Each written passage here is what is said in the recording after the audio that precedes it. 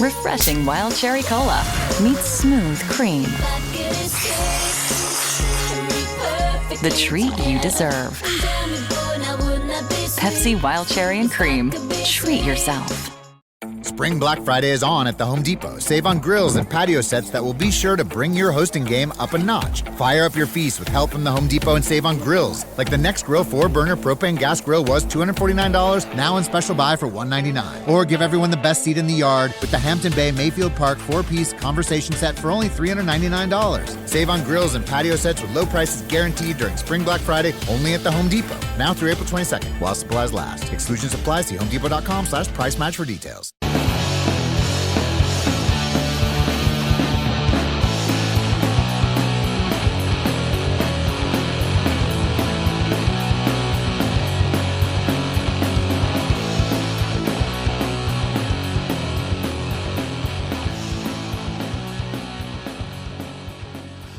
It's Deprogram, the podcast where we try to get you into a band. That's right. We've done all the work for you. All you have to do is press play and listen.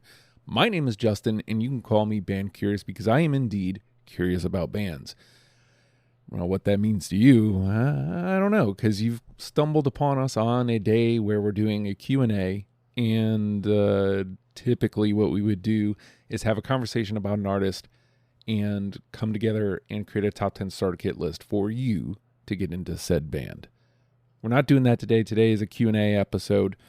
Not a ton of questions, which ends up being okay because, as I've talked about all week, I'm going out of town.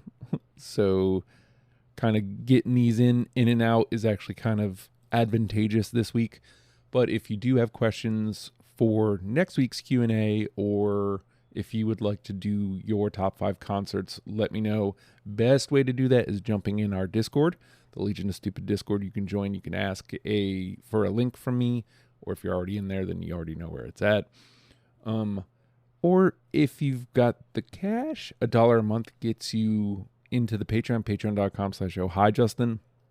Gets you behind the paywall. It gets you an automatic link to our Discord server.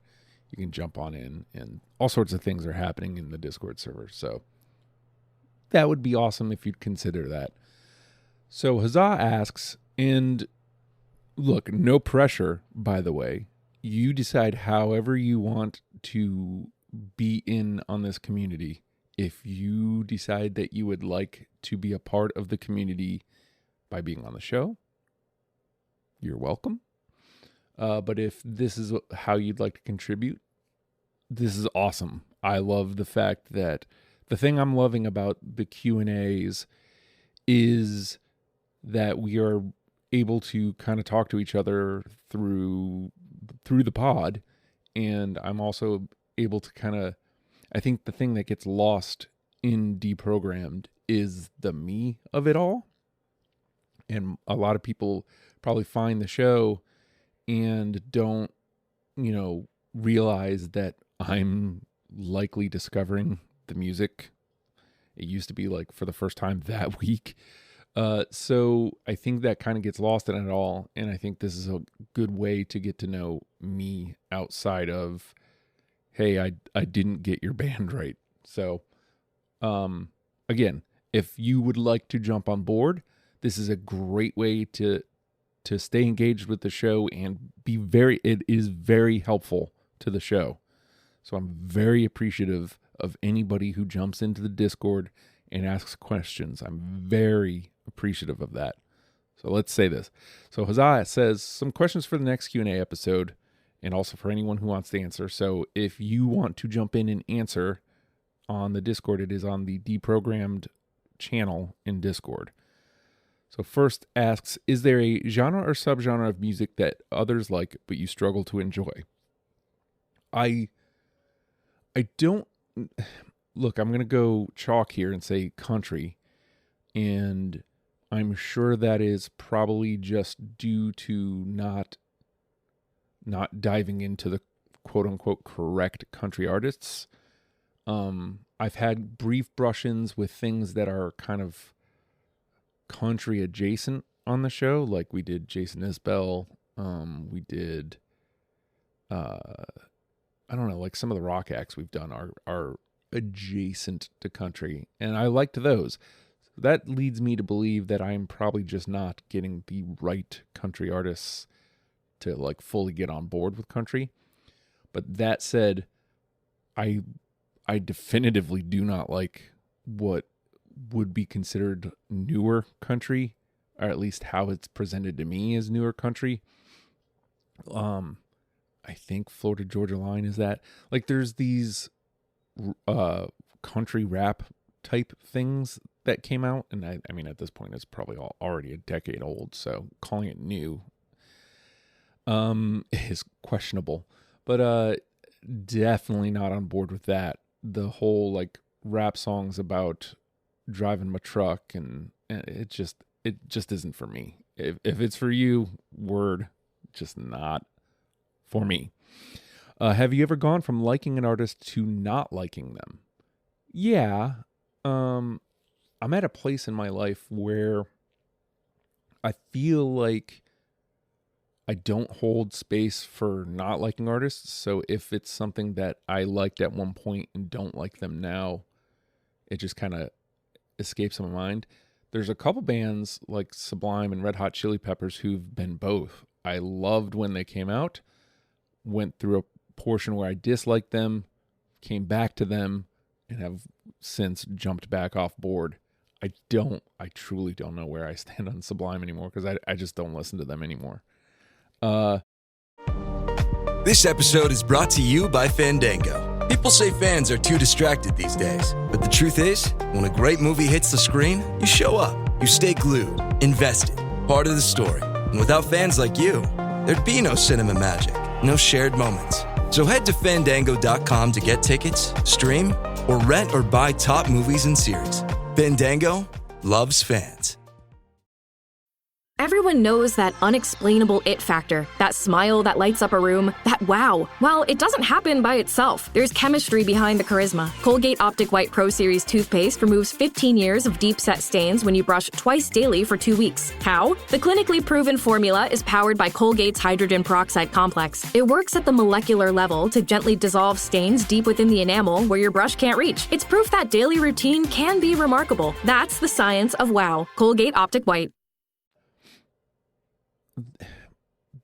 I feel like I feel that way about the Chili Peppers, but who knows? I could pop on Blood Sugar Sex Magik and be back on board just from the nostalgia of it all.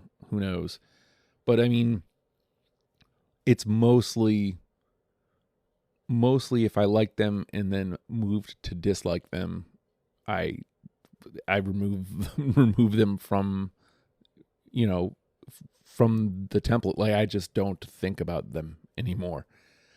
I suppose maybe like a Stained might be there, although again, like there's a nostalgia to those first two records for sure. Yeah, I don't know. I'll have to think about that one further. Like a band that I really liked that I can definitively say I don't anymore. Twisted, maybe. I don't know. I don't listen to them anymore, but I don't know if it's because I don't like them or if it was something more than that. Parents, what bands, artists do your kids like, and what have their musical journeys been like so far? So I kind of touched on this when I did the top 5 concerts, but my youngest latched onto a group from here, from where we're from, called Padfoot, and she really enjoys Padfoot, which is awesome. And she's really, she got drawn to Blink through me and our friend Joe. She's really into Blink, and it's kind of really set her onto this journey of pop punk and just kind of punk in general. And because of the way streaming music is and Spotify is, she's really been on like a really interesting journey of, so she stumbled on Third Eye Blind on her own, which was really neat. And then, it was Semi-Charmed Life and Jumper that she was listening. I don't know if I told this.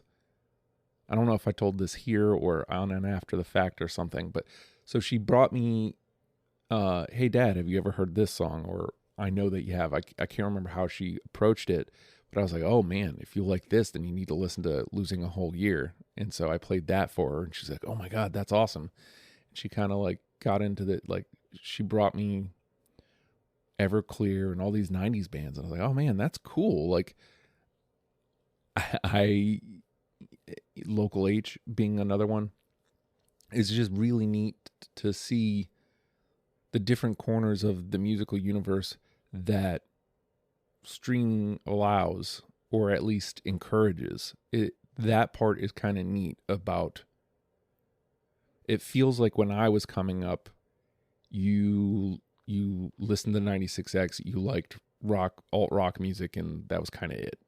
I mean, where I'm from, you could also get into hip hop, and because I was in band, it was encouraged because we played a lot of like Woo, and you know, I know this guy isn't great nowadays, but Puff Daddy, but a lot of stuff like that, and Outkast we played. You know, this one always slips the memory, but we played Elevators when it came out. We used to play Elevators in marching band. It's hilarious to think about now, but